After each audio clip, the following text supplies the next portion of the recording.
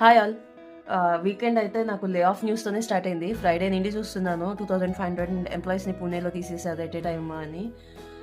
It's like 8 years into IT career. TCS అనేది like government job at the time of retirement ఆ కంపెనీలో join అవ్వాలి అన్నట్టుండేది.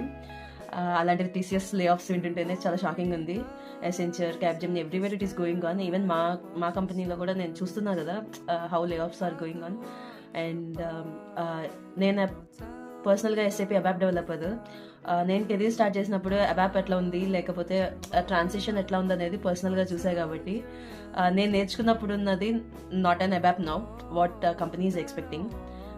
ఎంత update అయితేనే అంత ఫ్యూచర్ కంపెనీలో అన్నట్టుంది. నేను కోర్ అబాప్ ట్రైనింగ్ తీసుకున్నా, S4 వచ్చింది. S4 నుండి ఇప్పుడు BTP RAP. The worth is like కంపెనీకి నీకు బీటీపీ ఆర్ ర్యాప్ మీద హ్యాండ్స్ ఆన్ ఆర్ సర్టిఫికేషన్ ఉందా, you are worth, that's it. They consider ఎంత అప్డేట్ అయితే